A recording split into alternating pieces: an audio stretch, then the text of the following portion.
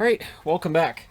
Okay, so I was gonna do a live stream today. This is the funny thing. I was gonna do one today, and then I everything just today got away from me, and I ended up doing the treadmill before the game started. So I had to have the shower and time it all out. I time it all out, and the funny thing is, I'll go okay. So I've got a 3 hour window, and then all of a sudden, I'm doing all these other video stuff, and then I look at the clock and I'm like, I just have time for a treadmill. So apologies for not having. I was gonna have like a surprise one today. I was gonna have one on Wednesday too. When it's during hockey season, it gets a little more difficult to have the live streams I intend to. So just to let people know, I do intend to have them. They just don't end up happening as much during the season. All right. First up, we have Boston and the Rangers from tonight's action. And for the Boston Bruins, they have this pattern. And so it's Halak versus Shesterkin. And there's a pattern that the Boston Bruins keep following. And it had to be frustrating for the Rangers because it kind of happens again.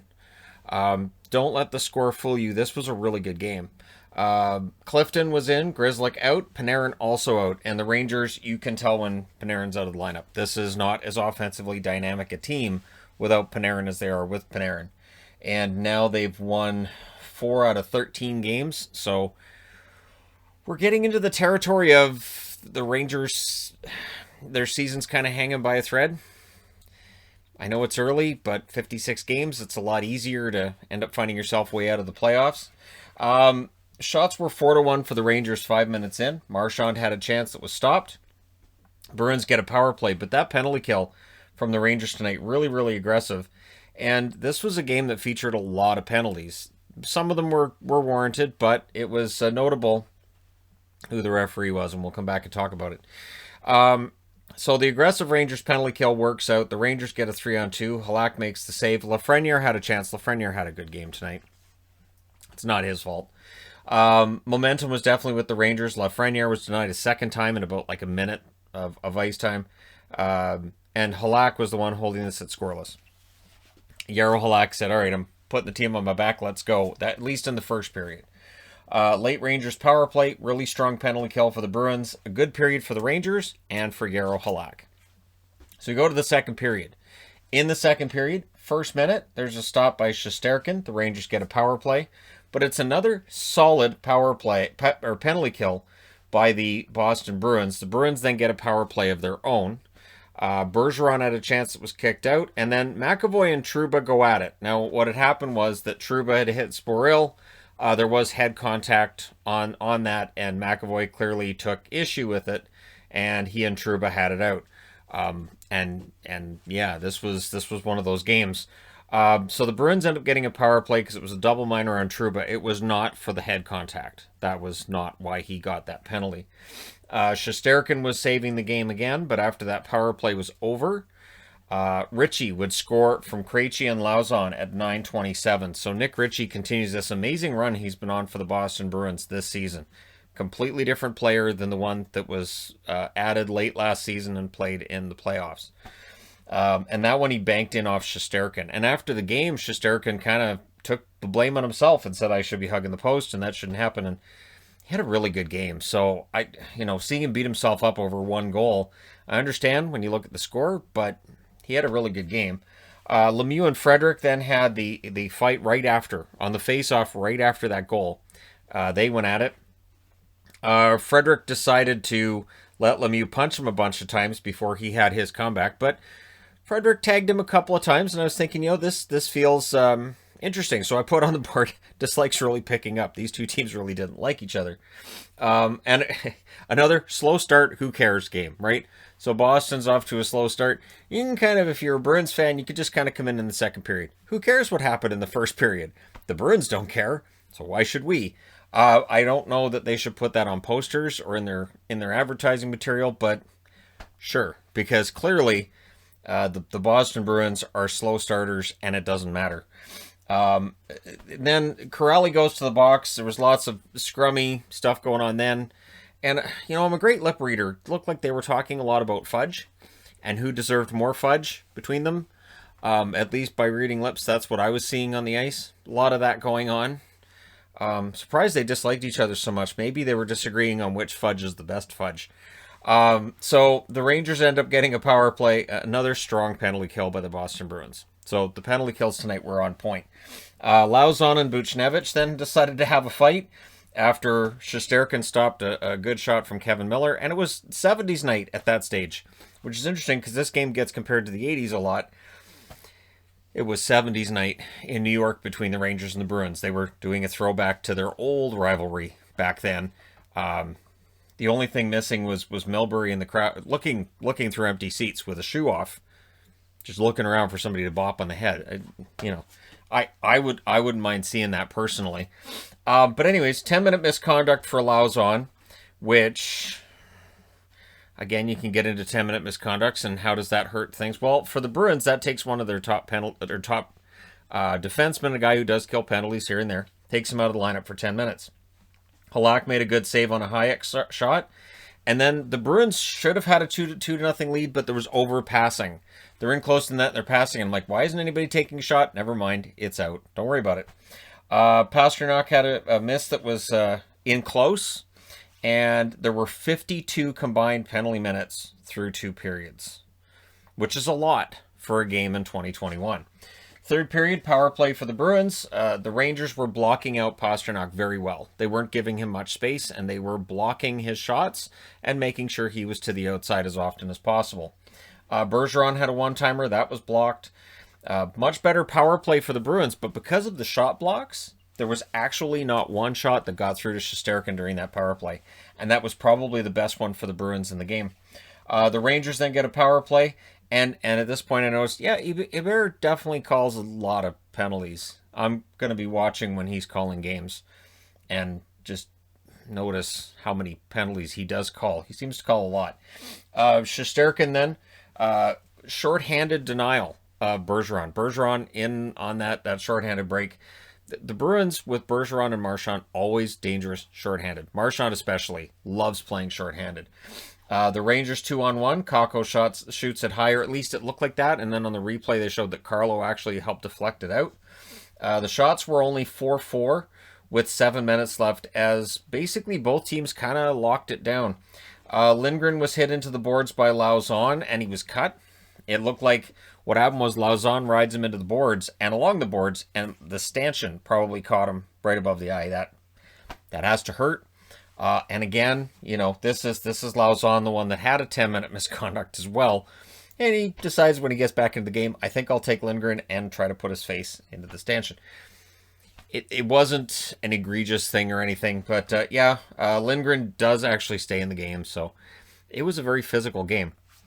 Goalie gets pulled with 1 minute and 10 seconds left, and then McAvoy decides to make things interesting with the delay game penalty. I'd rather he didn't make things interesting, but that made it a 6-on-4. The Rangers call a timeout. They were unable to score. So the Boston Bruins hold on to this one. They get a 1-0 shutout win over the Rangers. This is not the first time this year the Rangers have been shut out. I don't think it's the second time this year the Rangers have been shut out. There's problem with offense in New York. Shots in this one, 10-6 New York in the first, but then 18-6 Boston in the second, and 6-5 Boston in the third. So the Rangers had 10 shots in the first period and 11 in the next two. Final shots, 30-21 for Boston. Boston with 4 power plays, the Rangers with 6. 58 penalty minutes in total in this game. Halak, 21 saves for the 51st shutout of his career. Shesterkin, 29 saves on 30 shots. He continues to give very good goaltending to a team that just isn't able to score enough to help his win-loss record get better. So I feel bad for Shesterkin. Last year, he was winning almost every game because they scored when he was in net. This year, they're just not getting that for him. All right, next up, St. Louis and Arizona for the 5th time in 7 in a row. It just keeps going up, doesn't it? And the announcers even said, why don't they just do the full 8? Just get the full 8 done, get it over with. And there might be something to that, but they're going to do 7.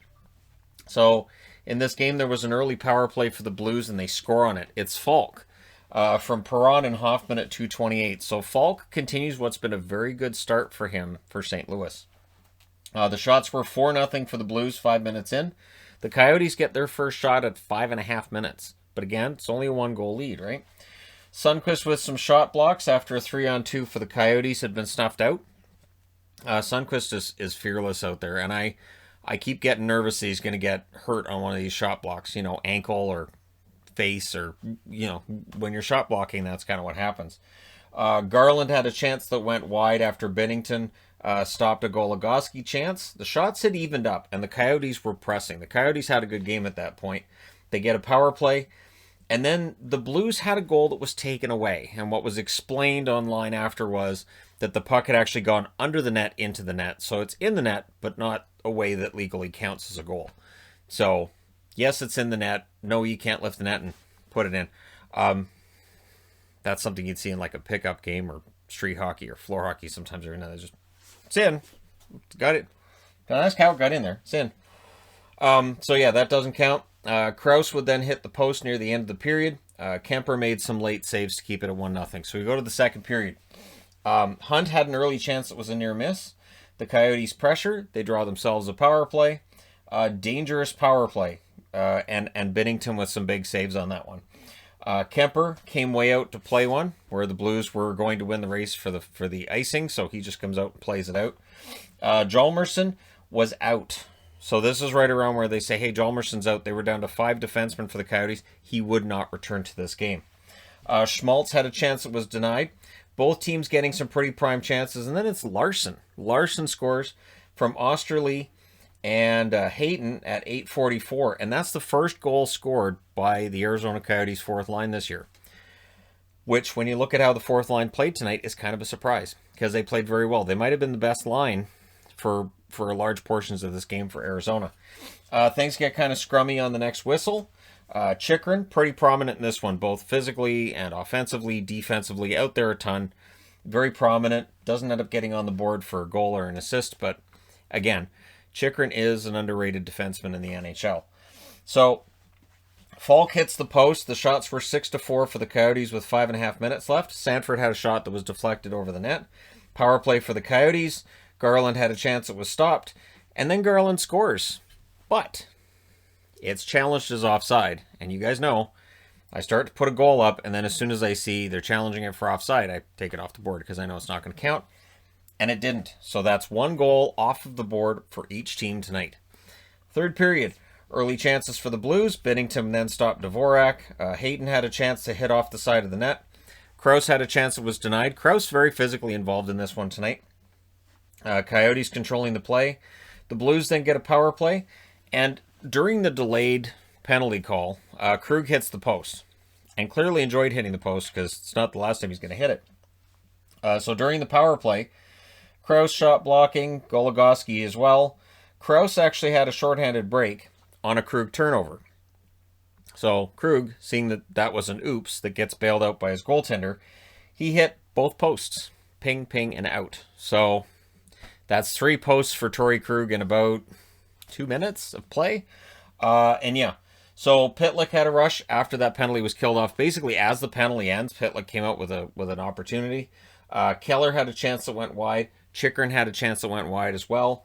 Coyotes had the momentum off of that penalty kill. Hoffman had a chance that was blocked. And Krause and Clifford seemed to have a nice little chat. They were even smiling at one another. I expect a fight in the next game between Clifford and Krause. I think that's where they're headed. And then Falk scores from Kyrou and Gunnarsson at 13:05. And what happened was Gunnarsson had iced the puck, but Kyrou beat out the icing. So by beating out the icing, gets it over to Falk, and it's in the net. So very smart play by Kyrou, and he gets on the board, and he gets St. Louis into the lead. The Blues then had a 3-on-2 that was a narrow miss. Shot blocks by the Blues. Sundqvist was down hurt because it's how he plays. He plays on the edge, and the odds of him getting hurt go up. Goalie pull with 1:50 left. Keller would hit the post. So a lot of posts tonight for Arizona. And then, and that was on a shot that was partially saved by Binnington. Saved enough that it went off the post. So an empty net goal for Barbashev. That's his first of the year. Falk and Shen with the assists at 18:52. And then Braden Shen adds another empty netter to make it 4-1 at 19:35. But don't let the score fool you. This was a 2-1 game with a couple empty netters, and it was close. These teams, it's very even between the two of them. So I think that speaks well for Arizona. Might be a bit concerning if you're a Blues fan, but the Blues get the win tonight on the road, so they're 5-1 on the road so far this year. I believe that's what they said. Shots were 12-9 in favor of St. Louis in the first, 8-5 Arizona in the second. In the third, St. Louis outshoots them 10-8. Final shots 27-25 in favor of the Blues. Power plays, St. Louis 1 for 2, Arizona 0 for 3. So because Hebert's overcalling this game, there's 10 power plays in this one. There were 5 in this one. There's your difference. Binnington, 24 saves on 25 shots for the Blues, and Darcy Kemper played very well. 23 saves on 25 shots for him. And they meet again tomorrow in the 6th meeting of 7 in a row. So there you go. Let me know your thoughts in the comment section below as always. Don't forget to hit like and subscribe if you're browsing your way through. You just happened upon this video. Thank you guys so much for watching, for all your support. I will talk to you again soon.